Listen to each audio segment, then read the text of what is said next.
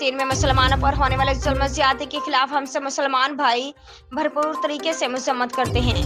तफसीलात के मुताबिक आज लाइव वसीला न्यूज रजिस्टर्ड चैनल के चीफ एग्जीक्यूटिव राना मोहम्मद जमान जोया ने मीडिया से बात करते हुए अपने ख्यालात का इजहार किया और कहा कि हम फलस्तीनी मुसलमान बहन भाइयों की शहादतों को कभी भी नहीं भूल सकते।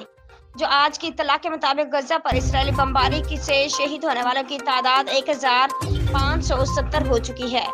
काफिर मुल्क इसराइल से कई सालों से जो अपनी आज़ादी के लिए जंग लड़ रहे हैं, इस वक्त गजा की पट्टी में मैदान जंग बना हुआ है। लोग बिजली, पानी और मेडिकल सहूलतों से महरूम हो चुके हैं। बुलंदो बाला इमारतें इसराइल की बमबारी से जमीन बोस हो चुकी हैं। दिली तौर पर दुख हो रहा है। मुझे अफसोस से कहना पड़ रहा है कि पूरी दुनिया में कितने भी इस्लामी मुल्क हैं, ईरान के अलावा सब अमेरिका के गुलाम बनकर चुप साधे बैठे हैं। उठो मुसलमानों, हिम्मत करो, एक दिन मरना तो सब ने है। फलस्तीनी भाइयों से ज़ाहिर यकजहती का ऐलान करें और जहाद करके काफिरों को मुंह तोड़ जवाब दें। हम अपने लाइव वसीला न्यूज रजिस्टर्ड चैनल के प्लेटफॉर्म से अक़वाम मुत्तहिदा और पूरी दुनिया के इस्लामी मुल्कों के सरबराहान को पुरजोर अपील करते हैं कि इसराइल फलस्तीन के दरमियान होने वाली खूनी जंग और इख्तलाफात को फौरी बंद करवाकर फलस्तीनी मुसलमान भाइयों को भी अपने हकूक दिलवाए जाएं।